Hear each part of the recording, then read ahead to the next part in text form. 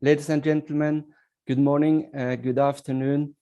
I'm very pleased to welcome you to this side event called Putting Words into Action, Addressing Disaster Displacement in Disaster Risk Reduction Strategies and Practice. This is an official side event of the European Forum for Disaster Risk Reduction. My name is Atle Solberg.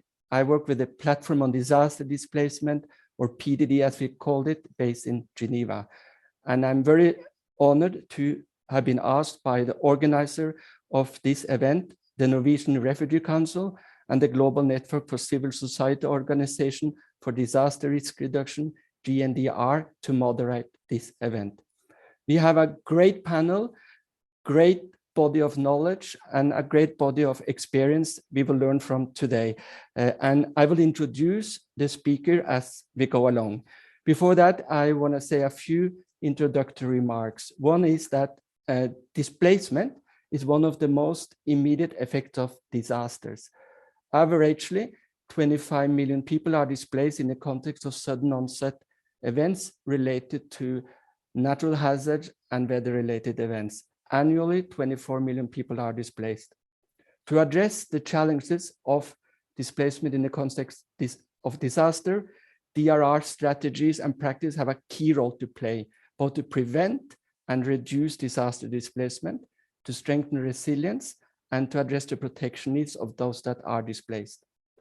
Disaster risk reduction is also a cross-cutting issue, and it's important that it's integrated into other sectors of work, including climate change adaptation and development planning.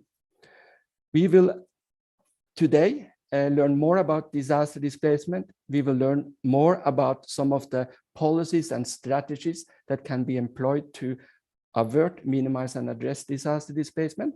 And we will learn about some of the tools that practitioners and others can use to support the work of disaster risk reduction in reducing, minimizing, and addressing displacement. So I'm very pleased to introduce you to, in this welcoming segment, Johanna Darmanin, who's head of Unit for Humanitarian Aid Thematic Policies, Director General ECHO of the European Union. Johanna, you have the floor, please. Thank you, Atle, and thank you for your introduction and for inviting me to address this very interesting panel, and also thanks to the co-organizers. First of all, a couple of words to set the scene. The EU is indeed very concerned about the ever-increasing number of people displaced on a yearly basis, both because of disasters, but also because of the adverse effects of climate change. We know, for example, that thanks to the excellent work done by the Internal Displacement Monitoring Center, that last year alone, disasters were the cause of more than 30.7 million new internal displacements, with weather-related events being responsible for 98% of these displacements. In terms of new displacements, this exceeds those resulting from violence and conflict. We have all seen the grim projections released by various partners regarding the millions of people who could be compelled to move in the years to come because of disasters and the effects of climate change. The European Commission follows this issue from multiple angles, and several of our Directorates General are actively engaged, particularly through humanitarian and development actions in countries affected by disasters and climate change, but also through research and knowledge production activities. The EU today is one of the leading donors in situations of forced displacement. Through our work, we finance assistance to cover the immediate needs of displaced persons, whilst also supporting efforts in the areas of prevention, preparedness, and resilience. Disaster and climate-related displacement is a complex issue that needs to be addressed from a 360-degree approach in order to prevent where possible, to prepare better and anticipate such movements, to help people who are on the move, and also to strengthen their resilience and protection. Adopting such an approach on disaster and climate-related displacement requires an integration of all the issues in all relevant strategies and frameworks, which also includes disaster risk reduction strategies as well as preparedness and contingency plans. This is why the EU is supporting regional, national, and local actors to better integrate disaster displacement in their policy responses and planning frameworks. For example, through the Pacific Response to Disaster Displacement project, we are helping governments from several island states to understand, plan for, prevent, and respond to disaster displacement, together with our implementing partners, the Internal Displacement Monitoring Center, the IOM, and the PDD. Lessons learned from the implementation of such initiatives have showed us that it is crucial for government authorities to have the right set of tools in order to integrate disaster displacement considerations into national, subnational, and local disaster risk reduction strategies. We firmly believe in the added value of such tools, and we commend the efforts of various actors who have contributed to the development of the Words into Action Guidelines on disaster displacement and their highly recommendable interactive resources. To conclude, I wish to assure you that the EU is looking forward to assuming the chairmanship of the Platform on Disaster Displacement as of the 1st July 2020. We are convinced that the upcoming 18-month chairmanship will allow us to put the issue of disaster and climate-related displacement high on our agenda and to strengthen our efforts for a more coordinated action in this area. Thank you very much, and I'm very much looking forward to this discussion. Thank you. Thank you so much, Johanna, for those words and highlighting the complexity of the issue we are facing, and also to thank you for the support of the European Union. And I also want to use this opportunity to thank you for accepting to assume the chairmanship of the Platform on Disaster Displacement. And we look very much forward to support you from Geneva during your chairmanship. So that's great. So thank you so much for that, Johanna, and for staying with us. Our next speaker in this welcoming segment is Mr. B.J. Kumar, is Executive Director for the Global Network of Civil Society Organization for Disaster Reduction, GNDR. BJ, you have the floor, please. Good morning, good afternoon, good evening, our co-travelers in this pursuance of building a world where the communities most at risk are resilient. GNDR is the largest international network of over 1,600 CSOs in 129 countries, working to strengthen resilience and reduce risk by amplifying voices of the people most at risk to influence policies and practices that affect them. The world has significantly changed since we last met at the 2018 European Forum on DRR in Italy. The COVID-19 pandemic brought resilience and DRR to the forefront of our government's agenda all around the world. This pandemic has made it clear that the risk is embedded in all sectors. As Giovanna, my co-panelists from European Union, rightly suggested, risk and threats should be tackled in all their dimensions through an integrated systemic approach that takes into consideration risk management, climate change adaptation and mitigation, sustainable development, ecosystem conservation, local capacity strengthening, livelihoods, and gender perspectives. Moreover, the pandemic has also provided undeniable evidence of the key role the local actors and communities most at risk play in building their own resilience. GNDR members have identified the forced displacement as one of the key disaster risk drivers. This is because their experience with the communities most at risk of displacement and its aftermath shows that the displacement is not resolved quickly. With the average length of displacement at over 20 years, it is critical that not only the short-term needs of the displaced people are met, but also that they are able to build longer-term resilience. As displaced persons move towards urban areas and informal settlements, instead of finding safety, improved standards of living and new livelihood opportunities for them, they face an ongoing cycle of vulnerability.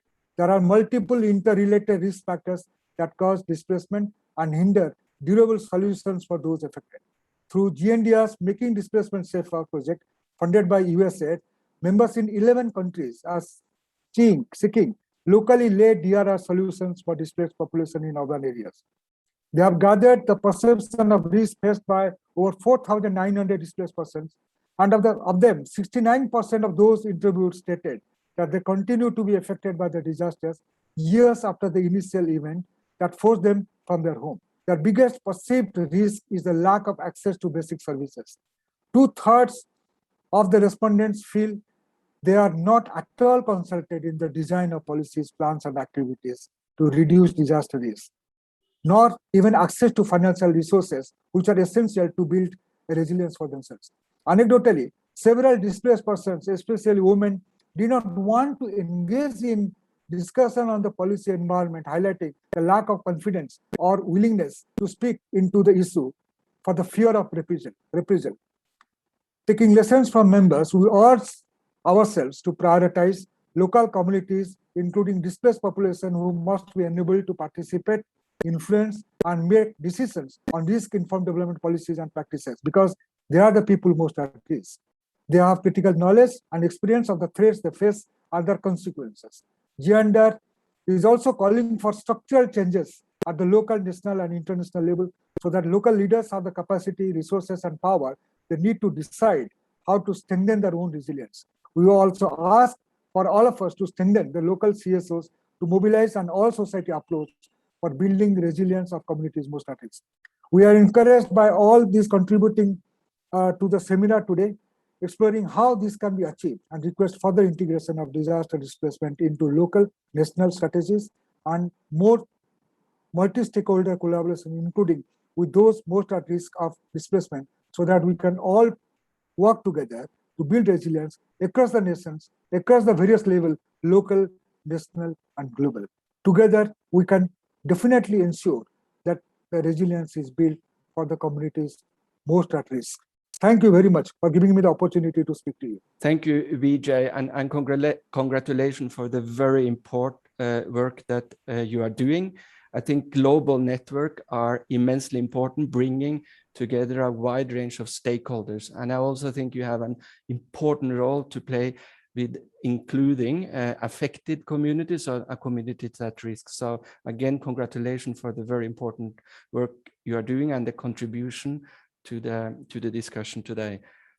This ends what we have labeled the welcoming section of this side event. We will now turn our eyes and speak more about two realities of disaster displacement. And I'm very pleased to introduce you to a dear colleague, Bina Desai, who is head of programs at Internal Displacement Monitoring Center, IDMC. And we have already heard, Bina, about the good work you're doing to map the phenomenon, trying to understand the numbers and trying to project risk. So very eager to hear more from your work, and thanks again for joining us in this session. Thank you very much, Atle, and thank you also, Johanna, for the kind words. I'm going to share my screen, not for a full presentation, but just to give a bit of a visual sense of what I'm going to talk about. Indeed, I've been asked to give you an overview of, let me just see whether I can make this work. Yes, an overview of what we're talking about here today. Atle mentioned disaster displacement is a global phenomenon. Indeed, at the Internal Displacement Monitoring Center, we've been monitoring internal displacement for more than 2 decades. And since 2008, so for more than a decade now, we've been also monitoring systematically, whereas it was mainly before in conflict context, systematically disaster displacement. And this is just a map of all the incidents of disaster displacement, so displacement events that occurred across the globe last year alone. So truly a global phenomenon, and no region is spared. We report on 2 main metrics, and I just want to say that here briefly because it's important to understand the distinction, and they're 2 different but very important metrics to understand the phenomenon of disaster displacement. One is the incidence of people being forced to move. That's what we call new displacements. Between 2008 and 2020, so over the course of 12 years, 13 years, we recorded more than 1.6 million displacements triggered by disasters in Europe and Central Asia. while compared to other regions such as Asia, this may not seem like a lot, it is nevertheless significant. And also it's important to note that we know that these figures are severe underestimates, as there's no systematic data collection currently in the region. There hasn't been, and there is none to this day. Most of the displacements occurred, as you see here on the slide, in the context of floods.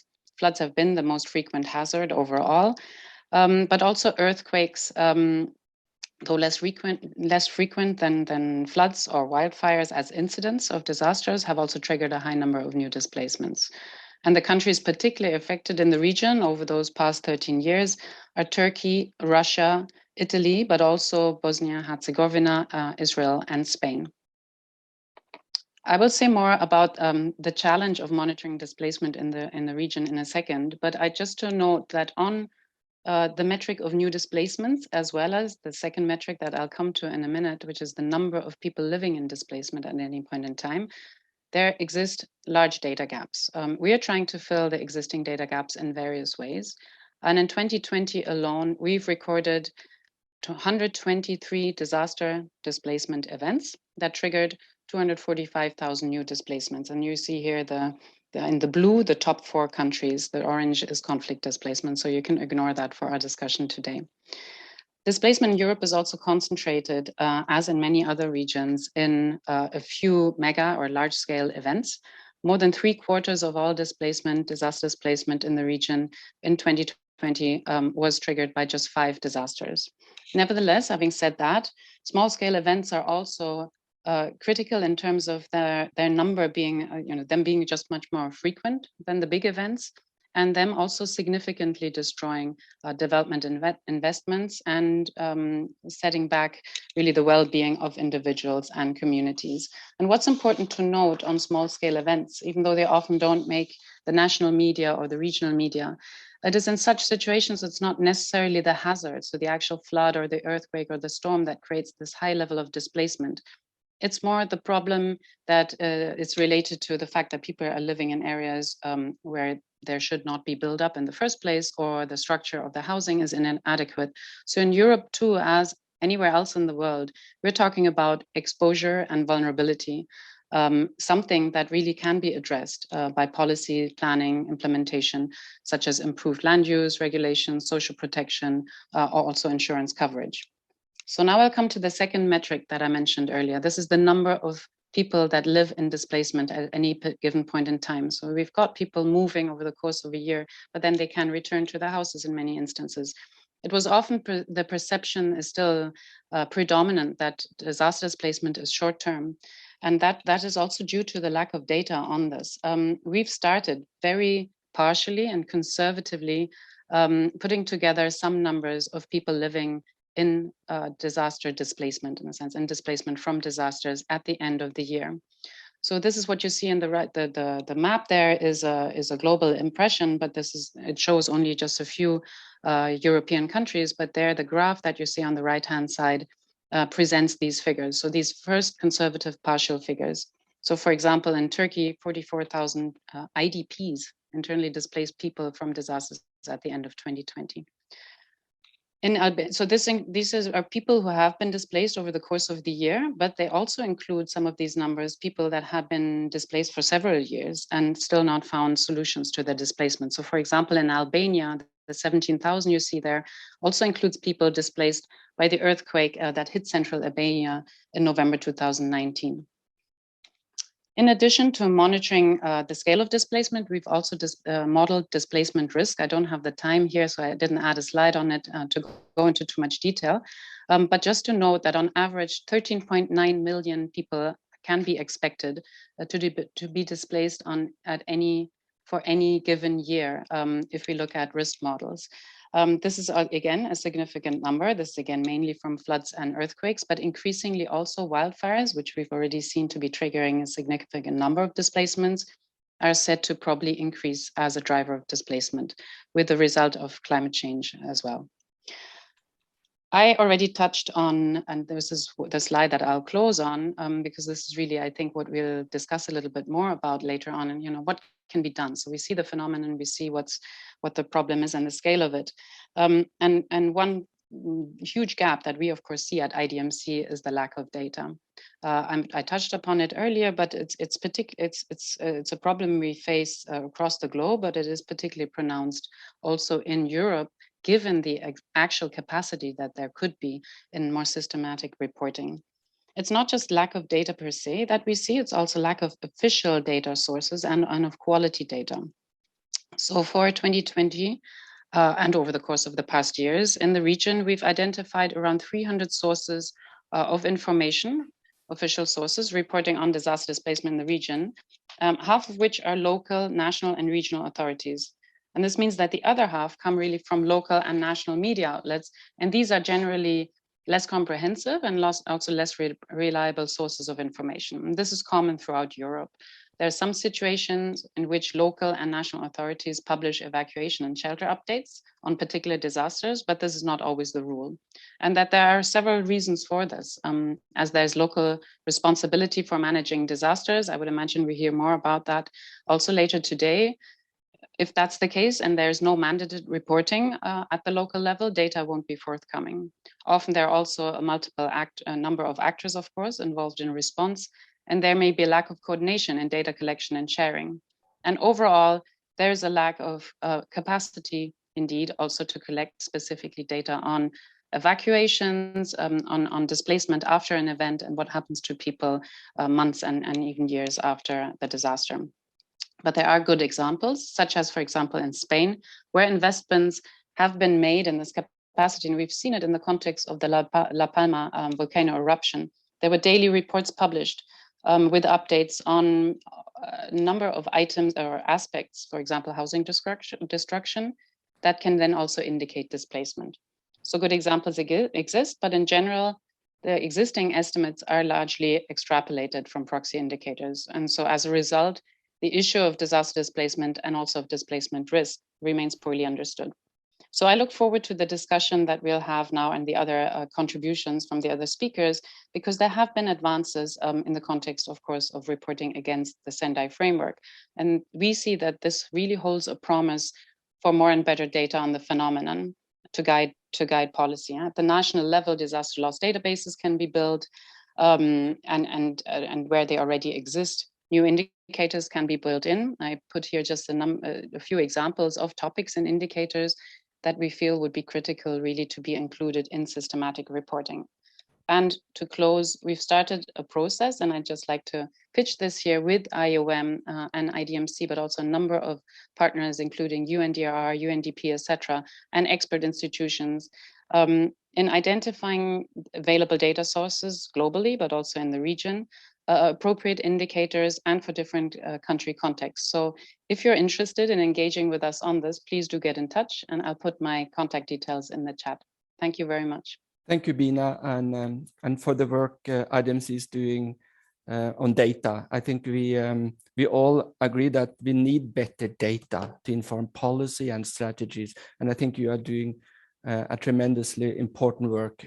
But I do think we have a long way to go, and we really need to come together and work strategically and coordinated to fill that data gap. I think we are increasingly better to understand solutions, for example, but as you said, it's just started. We need to know how people are doing some time after the disaster and whether solutions have been found. So congratulations to you, IDMC, on the great work you are doing.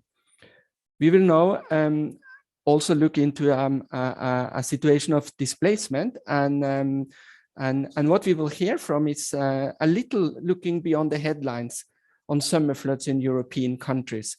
And we're very pleased to have Eva Adams, who's a project coordinator from the German Red Cross, to speak to us of a reality in Europe when it comes to disaster displacement, and how does it look like sometime after the displacement itself. So Eva, you have the floor. Thank you very much. I do have a presentation as well that I'm going to share. Sure, like I said, this is the area that was mostly affected, with where you can see the 25 municipalities that were most affected by the flooding events on the 14th and 15th of July of this year. And then I'm going to continue to the pictures. So just to set the scene for what has been happening here. A little bit of this has been seen in the media, but to give you context here, we do have more than 100,000 people who were alone in the one mostly affected municipality of Ahrweiler that were affected. A lot of them were short-term displaced from their homes as the flood rose. And even now you can see here all of the debris. We have more than 140 tons of debris that are alone in this valley here from the river. And a lot of people are living on the first floor of their houses, while the ground floor is not possible to live in here. Moreover, we have 10 kindergartens, 17 schools, 36 doctor's offices, and 60 out of the 72 bridges that were destroyed. If we continue through the pictures here, you can see one of the 12 bridges that are even still standing here. This is a closer look at the debris that is still going on. And here you can see the train tracks, and they're estimating that it's going to take about 6 years to rebuild the infrastructure of the train tracks for the people to get to the far end of the village again there. This is one of the German Red Cross emergency centers there. And so a lot of the help needed to be provided from other areas to provide it there for the people. And you can see, going to the relief efforts, we do have the distribution of food and drinking water that was most necessary, besides the temporary housing. So as soon as people were able to return and also often wanted to return to their houses, we still have the possibility of temporary housing, but most people wanted to return to their houses but were unable to cook. So we had about 1 million meals that were distributed, up to 10,000 people every day that were provided with food that was cooked by our volunteers in these tents. We have 2.75 million liters of drinking water because it wasn't safe to drink the tap water there. And only now, a couple of weeks ago, they had the drinking water established again so that it is safe to drink that again. We also have the tracing services for missing people that was very necessary because we had very many people who were missing because we didn't have the IT infrastructure there in the beginning. And here we do have the base camp going with all of the things that people might need with everyday tours going there. Then we do have the lighting that is provided, especially now going into winter. It gets more and more important that we do have lighting in the streets and also providing heat systems for the people who are staying there in the valley during this time. So as you can see that we're continuing all of this in a more long-term relief operation. We also established a wastewater treatment plant that was designed for the international humanitarian help, but has now been set up nationally in Germany for the first time here. And yeah, it is very good that we have all of this possibilities to provide the help for the people who were displaced and are now slowly returning, but are going to need a lot of more help. Our current slogan is that the flood is gone, but we stay. And therefore, the displaced people or who are currently returning to their homes are going to continue to receive the support that they need. And the most important key aspect for the term of displacement that proved true again in this relief operation for us, that we have to listen to the target group and to their needs and how that changes during the time that the relief operation goes on, and to lobby for those people who are most affected by whatever has been happening, and especially to those most vulnerable, and to educate for them, as they're far too easy forgotten by the mainstream medias. And it is our job to continue to provide the help that they need and advocate for their needs. So thank you very much for giving me the opportunity to share our relief operation here, and I'm looking forward to continue this conversation with you. Thank you so much, Eva. That was great and very interesting. I picked up on one phrase, your long-term relief effort. So there's a somehow a contradiction. Relief is supposed to be short-term, but it also gives a key message that disaster is not over after day one, and that you need to have attention, assistance, and follow-up sometime after.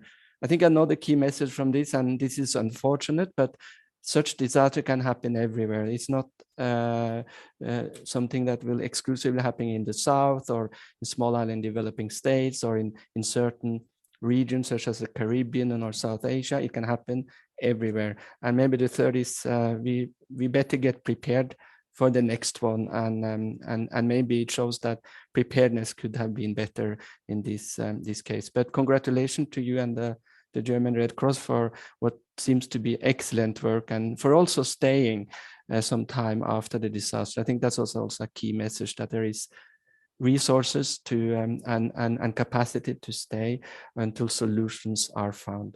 So thank you so much for that, Eva. We will now move into another segment of this conversation. We will now look more into practices and tools, and maybe under the label of how can we move from words into action on disaster displacement. So we will hear from some practitioners and policymakers and learn about some of the tools we have at our disposals. And without much further ado, I want to introduce you to Mr. Ara Nazinjan, who's expert on disaster risk governance from the United Nations Office for Disaster Risk Reduction, Regional Office for Europe and Central Asia. Ara, you have the floor, please. Thank you very much for inviting UNDRR to speak at this event. Thank you very much for organizing this very interesting discussion and exchange of thoughts on the very important topic. We have seen from the previous presentation the magnitude of relief operation, the support provided to people who were suffering during the disaster. And disaster displacement is always connected with human suffering that impacts their lives, livelihoods, destroying communities and environment. That's why it's critically important to have very efficient measures and increase capacities to reduce disaster displacement risk, which in turn can prevent or reduce the displacement itself and lessen suffering in displacement that occurs. In a short way, it's sometimes easier to reduce the risk than to work on building the communities and human life conditions after the disaster.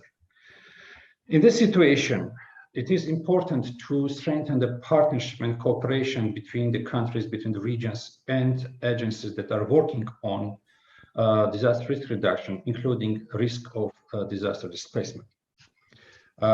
From our experience in Europe and Central Asia, I would like to say that regional coordination structures and protocols do have opportunities to share information on disaster displacement risk. And also there are some interesting practices and lessons learned on preparing for and responding to disaster displacement at the national and regional level. Regional, sub-regional and bilateral strategies, mutual assistance agreements and cooperation mechanisms can support governments to reduce disaster displacement risk, to address specific needs of displaced people and strengthen resilience. In that sense, I would like to draw your attention to the fact that the resilience needs to be strengthened not only for those who were actually displaced, whether it's voluntary displacement or forced displacement, but also the host communities, because the newcomers, that people are displaced, they're coming in a very stressful situation, and they bring the stressful situation to their new host communities. And this is critically important to lessen the new risk, now social risk between the newcomers and host communities. In that regard, I think I would like to share the experience in Central Asia, where recently a new regional strategy for disaster risk reduction was signed between the countries of the region. This was a really historical moment, because that was the first that type of strategy which was adopted and signed upon by the disaster risk management authorities of the countries of Central Asia. That strategy gives a new opportunity to also address the risk of disaster displacement by applying different coordination and information exchange mechanisms. In that sense, I would like to say that to support that inter-regional or inter-country cooperation, cross-border cooperation to address potential risk of displacement is critical for agencies and organizations that are focusing on disaster displacement. Here, I would like to draw your attention on successful cooperation between UNDRR and IDMS in different areas, including supporting annual snapshot on disaster displacement through Sendai monitoring framework. Also, we are working together to prepare a dedicated chapter in regional assessment report, which will be issued next year, and also providing key figures and recommendations regarding the disaster displacement. In the situation of uncertainty and in situation of increasing climate climate change risk in the region, it is important, critically important to have and operate with reliable data. It was already mentioned by Bina about the importance of data, the sources of information and exchange between different sources. In that regard, UNDRR has introduced several systems of data collection and management, including disaster loss database, which is currently in operation in all countries of Central Asia and provides, and also countries in Europe, and provides good basis for building on the existing databases and the database which is being constantly updated, and new information will be provided through management of the DLD systems. Another system which we also operate in the region in 13, 14 countries in the region, which is called Inform, is a database which provides information on previous disasters and impact of those disasters on displaced that cause displacement of people, and also impact on communities which were hosting the displaced population. I think these are some elements which are important to highlight, and we are moving from policy provision to actual work. And the regional cooperation between different agencies and practitioners is critical to ensure that disaster displacement is addressed in a proper way. We all understand that disaster displacement is a growing phenomenon for our life today and will continue to be there for a foreseen future. And the purpose of all the policies, regulation, and practical use must ensure that dignity, security, and protection of disabled people and host communities affected by this displacement process are addressed in proper way. Thank you very much again for this opportunity, and I will be happy to continue discussion on this interesting topic. Thank you.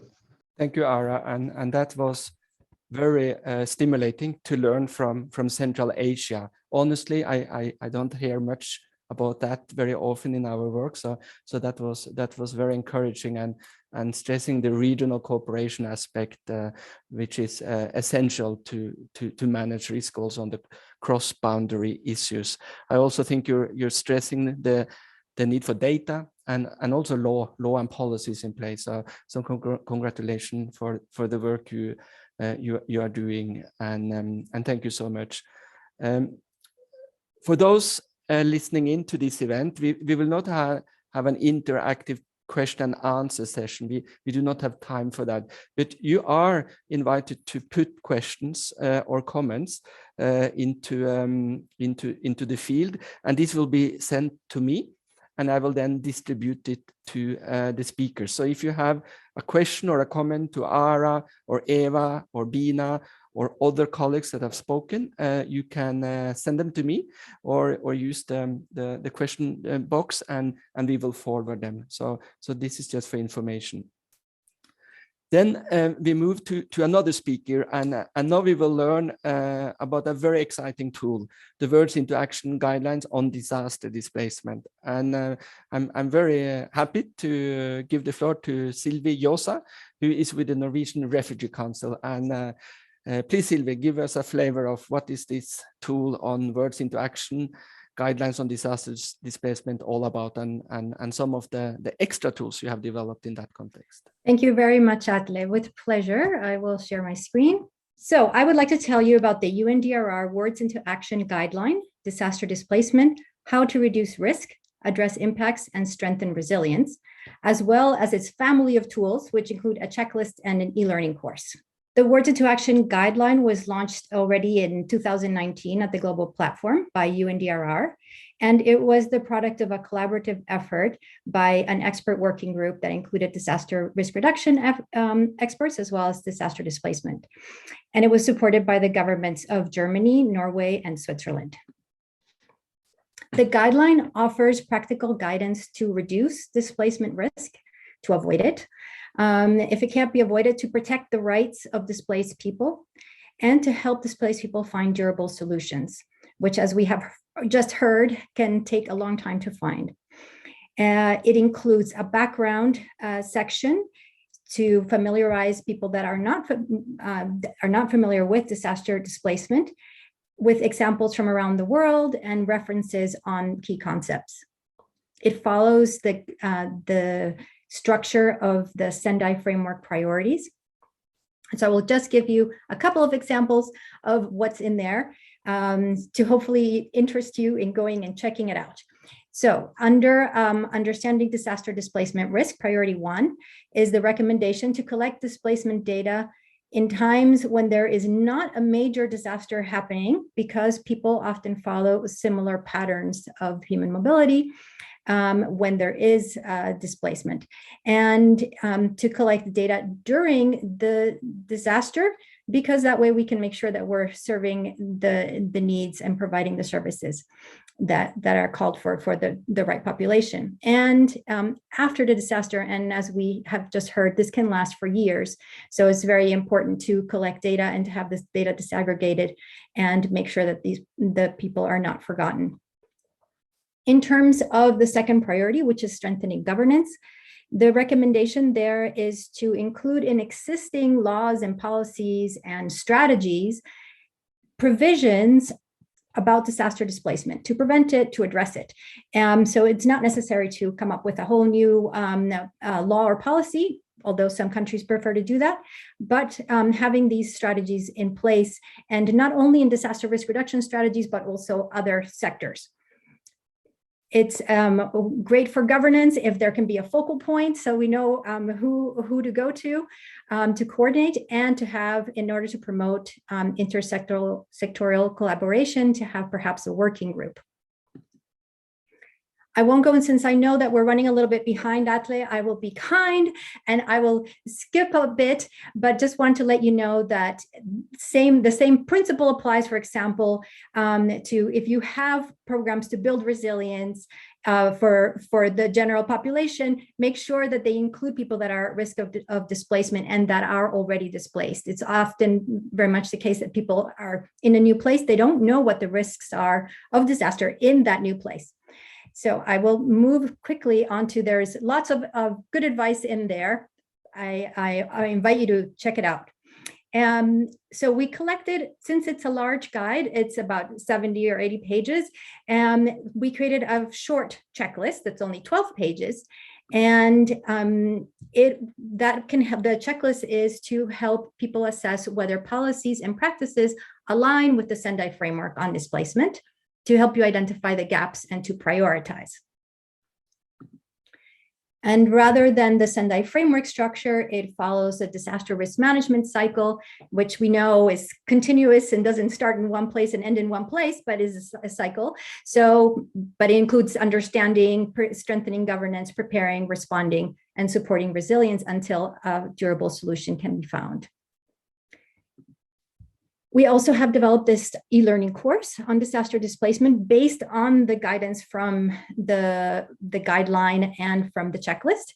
And it takes about 4 to 5 hours to complete. It's interactive. I will show you a quick slide of what that looks like.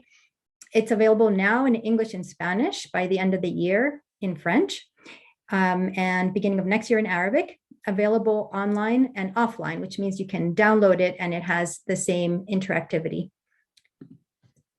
And so if you do take an e-learning course, this one is very interactive. You get to help a colleague. He or she is with her team, and you have to ask their opinions. How should we handle this? Could we have handled it better in terms of displacement and preventing it, in relocating people, making sure they have the services that they need, etc. So governments and organizations have been using these tools already. Chile, South Africa, Mozambique, and Nepal have been using the tools to develop their own guidelines and policies. And also the different government and regional bodies and organizations have been taking a training, including the e-learning with online presentations as well. And that includes, for example, the Greater Horn of Africa, and the Andean region, Central American region, and also the European Union, the EC Directorate, ECHO, and INTPA have taken this training, and they liked it. So this is where you can find these tools. I will be brief. I will just leave this for another moment, and I will now pass the word back to Atle. Thank you very much. Thank you, Sylvie, also for cutting short, since we're running a little behind on time. So maybe let that slide stay there for a few minutes, so colleagues can also access the different tools, the guide, the guidelines, the checklist, and the e-learning course. There's also a contact details, Nina Berkland from the Norwegian Refugee Council. And maybe the message is this is a public good. These tools are out there, and encouraging states and other practitioners to use them if they're interested for technical support. Colleagues involved in these projects stand ready to support whoever would like to have access to them. So thank you so much, Sylvie, for sharing that very practical tool that has already been rolled out and that can be further rolled out. So excellent. Thank you. Then we can perhaps leave the slide or take it away, then we should be able to taking down that. Moving on a little to the more local level, some practical examples. I'm very pleased to introduce you to Mehdi Putra Praviri, who is a research officer with the Resilience Development Initiative, RDI. So Mehdi, you have the floor, please. Thank you very much, Atle. I would like to share some screen. Thank you very much. Good evening. Greeting from Indonesia, RDI, as implementing partner from the GNDR in the Making Displacement Safer project and World into Actions. My name is Mediansyah Putra Prawira. In this session, please let us to present what we have done to address disaster displacement in Indonesia through Making Displacement Safer project. So basically, Making Displacement Safer project through World into Action aims to understand disaster displacement from the community perspective and support the resilience for displaced communities around the world. In Indonesia, the displacement were located in the Garut Regency, West Java province in Indonesia. The main causes of displacement were a flash flood. More than 2,525 residents have displaced throughout the city. As you can see here in this map, there are 10 relocation sites for displaced community provided by the government actually, and most of the displacement locations located in the edge of the city or peri-urban setting, with it far from the city center, and it also lack for the basic service. So basically, based from the World into Action suggestion, there are several main points to understand disaster displacement risks. The first of all is understand the displacement, and the second is strengthen the governments, and the third is enhance preparedness to build back better, and the last is durable solutions. Basically, from all of this base, we already integrate in the Making Displacement Safer project since February to November 20 and 21, such as stakeholder mapping and community engagements, is to map a linkage between actor and stakeholder involved in displacement context, as well as their role, their opportunities and effectiveness. And the next itself is a view from the front line, is aim to identify the threats, consequence, actions, barriers that faced by displaced community. And the next itself is a capacity gap assessments, is to examine the current performance to identify the differences between the current state and then work program likes to be.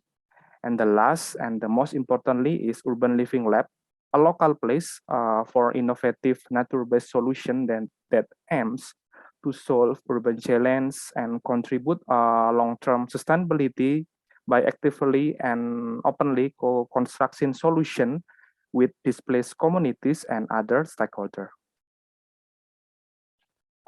So in Indonesia, basically there are several interesting findings that we found in the local level and national level.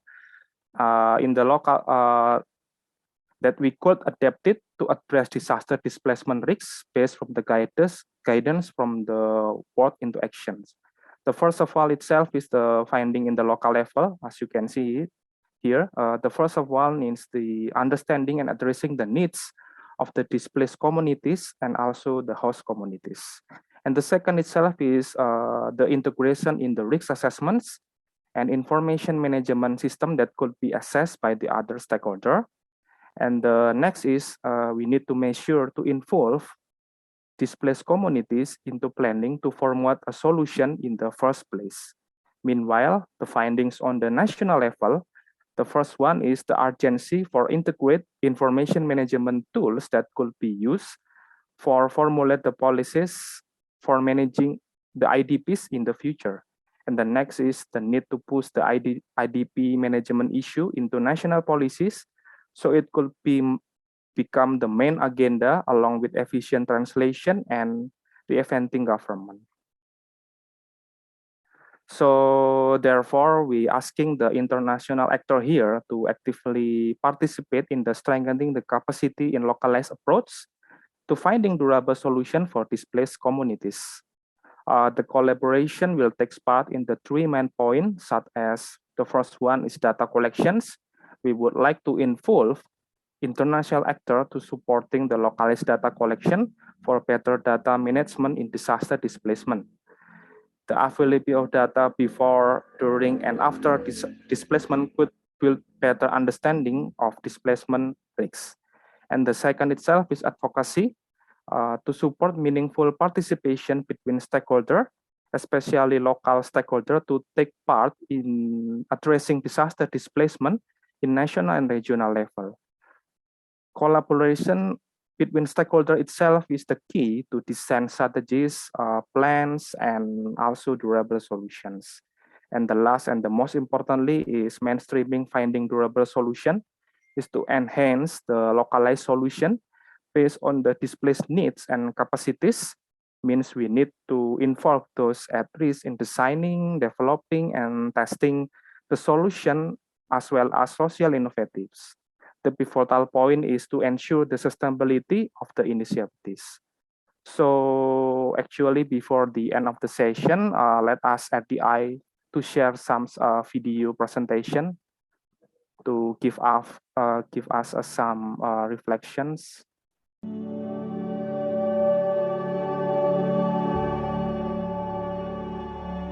As a country that is prone to disasters, Indonesia has experienced fluctuating numbers of internally displaced persons in the last decade.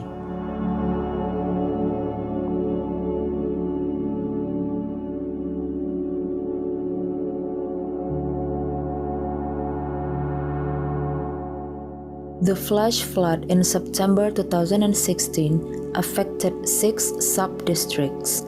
More than 2,500 houses were damaged, and roughly 2,500 people were displaced from their homes.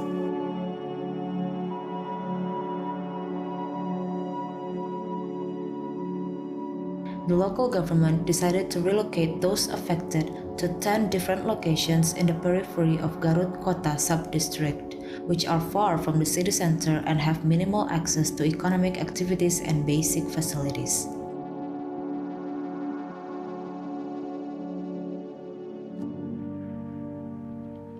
Jam 11 kirang 20 menit eta nu paling dahsyat nu paling ageng. Sak ieu anu tos kekalelepan. Lan abi ieu pabelit sareng ieu tangkal sukun sampean.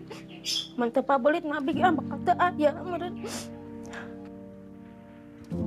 Hidup di kabumi abi nimarian nyarai teu aya sareng carogena murang kalina kena nangis. Disasters cause the displaced communities to be more vulnerable, and efforts are needed to make the displacement safer for the displaced community.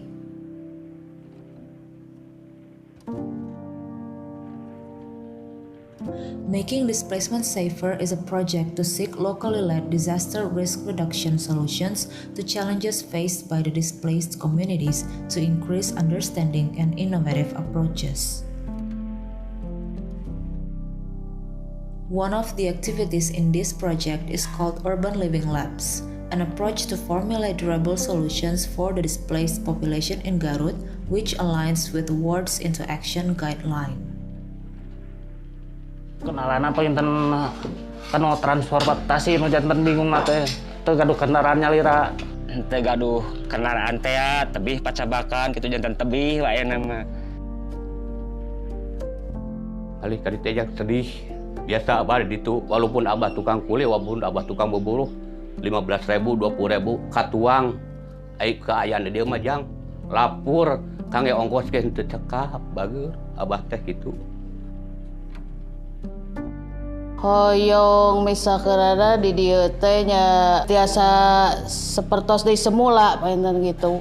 Harapan kapayon mah gaduh modal teh hoyong nyana pemuda-pemuda nu ngalangur hoyong di daramal di dieu we. Kajen sakedik sewang lah rezeki mah.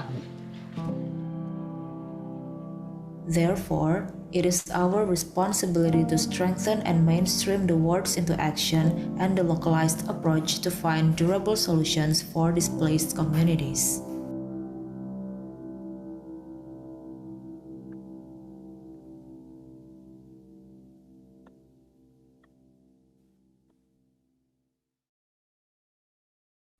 That's all we could present to share all of you. I hope it will give us an insight about the urge to have the better community disaster management in disaster displacement issue.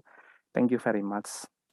Thank you so much, Mehdi, for both your presentation, the work you are doing, and that video. I think that video highlighted several important aspects we have to take in mind. I think you said it very clearly. You invited people on this call, international donor, international agencies, partners to join you in the important work you are doing. And I encourage everyone to reach out to you, and I hope they will know where to find you. Otherwise, we would be more than happy to facilitate that. And I think you are doing all the right thing. I looked at the comprehensiveness of how you work, how you include participation, consultation. It's really promising, and we all know that Indonesia is a country very prone to disaster and at risk. I was personally in Banda Aceh in 2005 and worked after the tsunami, and I know how devastating some of the effects can be. So congratulations to you and your colleagues, and for the great work you are doing. We are now moving to another continent. I'm very pleased to introduce you to Nelson Tivana from the Norwegian Refugee Council, NRC, in Mozambique.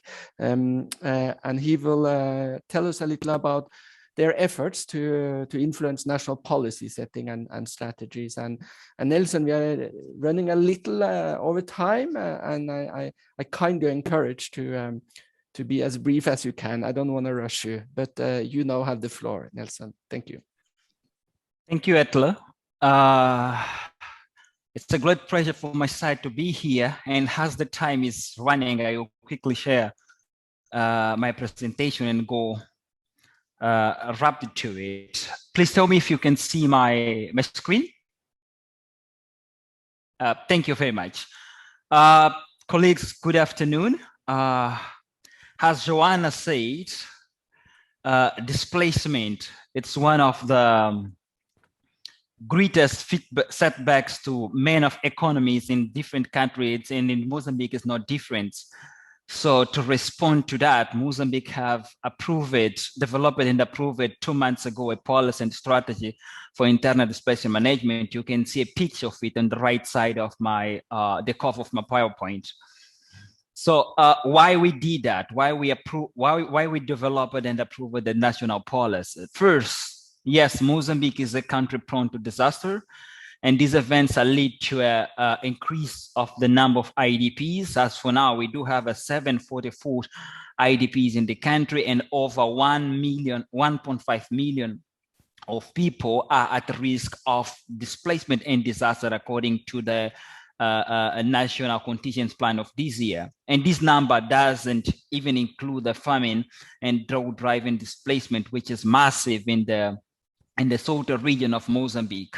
The main cause of displacement currently is conflicts, which is forcing people to flee from their houses. And these displaced people face great disaster risk, including risk of second and third displacement caused by displacement. So therefore, Mozambique needed an overall policy for addressing displacement regardless of its cause, and that's why we move it on producing these two.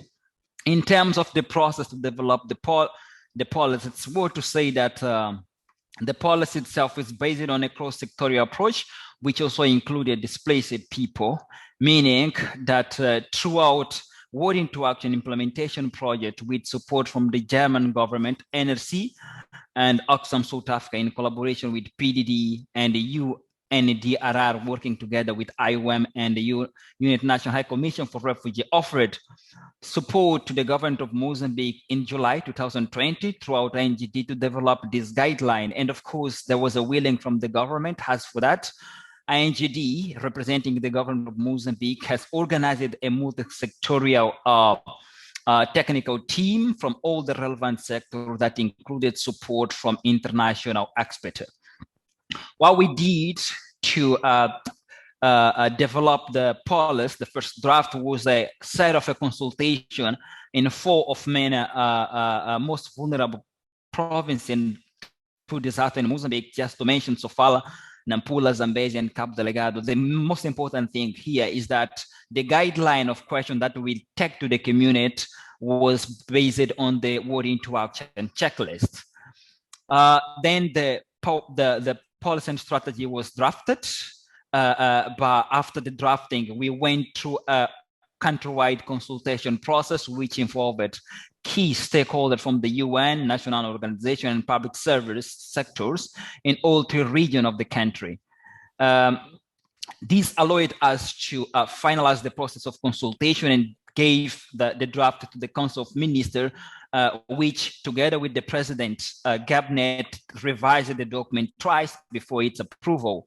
And finally, in August this year, the policy and strategy for internal displacement management was approved, and in September, it was published in an official bulletin. In terms of content, it's worth to mention that the policy and strategy is based on a cross-sectorial coordination approach, where which the National Institute for Disaster Risk Reduction is leading, or it's the agency leading the process. But in terms of involvement of other sectors, we have made sure that throughout the base of the Word into Action guide, we have made sure that each sector is responsible for addressing displacement needs in their sectorial working program, particularly regarding to budgets, and each sector had to identify a displacement focal point per sectors. This idea of identifying a displacement focal point per sector was also something that we took from the Word into Action guideline to respond exactly to one of the questions of the the Minister of Finance regarding to the funds to implement the policy and strategy. Moving forward, it's worth to mention that the guideline is aligned with international guidance to point out Sendai framework, which include the WIA guideline, the Word into Action guideline, and the checklist on disaster displacement, a humanitarian standard, for instance, the Kampala Convention, and the guideline principle on internal displacement. In terms of key measure to reduce displacement risk, it's worth to mention that the policy and strategy reflects and address disaster displacement from prevention, preparedness, response, and resilience building, just to bring out one slide which Silva has presented here. And in terms of key measure and provision from the strategy, because the policies, there is a strategy part and the policy part, the strategy matrix brings out a provision which is related to prevent displacement and strengthen resilience. This means to map up previous displacement and identify at-risk population. It also encourages petitioners to ensure e-warning system reach people in displacement, reduce exposure throughout land use planning, and provide reallocation to lower risk area. In terms of prepare for unavoidable displacement, the policy and strategy brings out measures to ensure resources are available to local authorities to assist displacement people, inform and consult at-risk communities about risk and evaluation plan, identify areas or safe areas. In terms of responding phase, the policy and the strategy brings out a measure to ensure evacuation protects human rights, including save it from gender-based violence and trafficking, identify disaster displacement people and their needs. In terms of support resilience of displacement, displaced people in the worst population, the guidelines, the policy and strategy ensure that people have access to basic needs and also facilitate, at least to address protection, facilitate the replacement of the document. Just to give an example, we have, together with the government of Mozambique, developed an action plan which will be implemented from next year, which one of the pilot project, it's aimed at facilitating, replacing document, which we believe it's the main key to support displaced people to find a durable solution. By talking about durable solution also included in the BEBED on the strategy and the policy for internal displacement management. This is a new thing in Mozambique, at least when we are talking about the concept, but on the durable solution, we have made sure that in the based on the awarding to action guideline, we recommend on the policy and strategy that people are consulted and ensure their participation, not only IDPs, but also host community to develop durable solution strategy. That was the basis, at least, which took us to went to local community to discuss with them best way to develop this policy and strategy. Currently, we have developed an action plan, a 3 years action plan, which at least the main objective is to move from word into action. And as you were saying, Atle, we are calling up for the potential partners, donors, etc., to convene in this work to support Mozambique addressing displacement in this very critical phase of the development of the country, and most importantly, to help people finding durable solution. It's worth to mention that the action plan was developed by NRC and Oxfam South Africa, working together with IOM and the United Nations High Commission for Refugee, and was endorsed by high-level a representative from the government institution to point out INGD, the Minister of State Administration and Public Service, the Secretary of State from the Cabo Delgado, where there is a massive IDP people, the ADIN, and also the governor of Cabo Delgado. Thank you for your time. I'm open for any question. Thanks. Thank you, Nelson, very much for this presentation and for sharing. Another example of a range of effective practices from another country also at high risk of disasters and displacement. I think it's very interesting that the strategy also now have a corresponding action plan. You made a call for more support, and that's also important to make sure that we move from words into action and there is sustainability of investment. So again, thank you so much, and congratulations for important work. Very happy to have had these examples shared from Mozambique and Indonesia in this segment of the meeting. This moves the side event into the closing remarks. We are a little behind time. That's my limited time management skills to blame.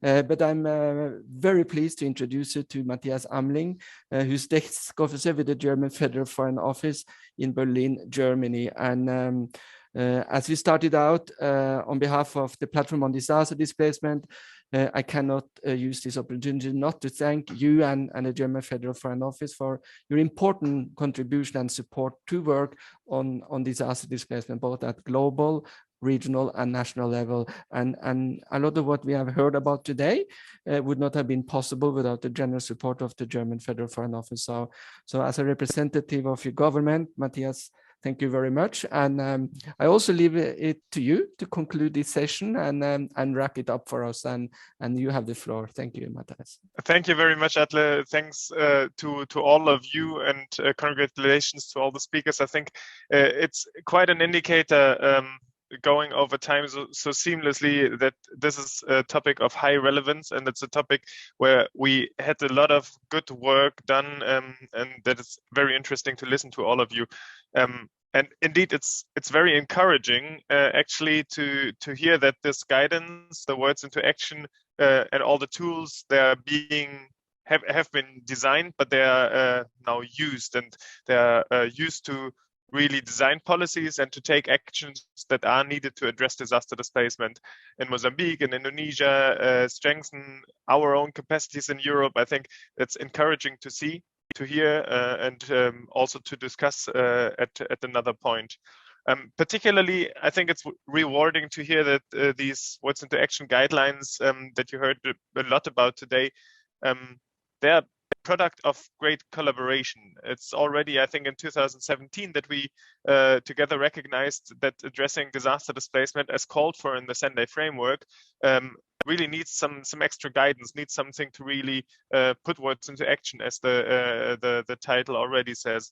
So at that time, we partnered with UNDRR, with the Platform on Disaster Displacement, with the Norwegian Refugee Council, really to get the best expertise on board. And with this group of displacement and DRR experts, worked, and the result were these Words into Action guidelines.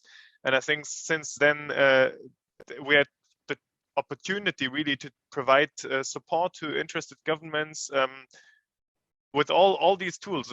As we heard, it's a family of tools. We have these guidelines themselves, but we also have an e-learning, we have the checklist, we have trainings that have been mentioned. And I think it's important to really make it accessible and make it useful.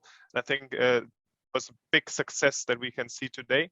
And it's really not the finishing point, it's the starting point. And I would like to first of all encourage fellow governments, DRR practitioners, policymakers in Europe and Central Asia to use those tools and to integrate disaster displacement and human mobility in regional, national, and most crucially, as we also heard with a colleague from GNDR, in local level plans. And then finally, I invite you to join Germany in supporting governments in other regions to also use these tools and to deliver on our Sendai commitments to prevent displacement, reduce displacement risk, address the protection needs of those displaced, and to promote durable solutions. I think we are on a good track. And with that, and not further ado, thank you very much. And thanks for having me here in this great meeting. Thank you so much, Matthias, for these words. And on behalf of the lead organizer for this event, the Norwegian Refugee Council, NRC, the Global Network of Civil Society Organization for Disaster Reduction, GNDR, I hereby declare this side event for ended, and I thank you as organizers and all the panelists for all the rich contribution you have shared with us today. So have a nice afternoon, evening, or morning, wherever you are in the world. Thank you so much.